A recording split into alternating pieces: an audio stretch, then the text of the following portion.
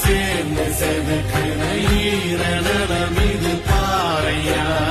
வாழும் வரையிலும் நீயும் எதுக்கிற கடமை இருக்கு கேளையா கோழி விளக்காயேந்தி கிடந்த வீடு இருண்டது ஏனையா மாட விளக்காரியும் வளர்த்தா வீடு ஏங்கி இருக்குதையா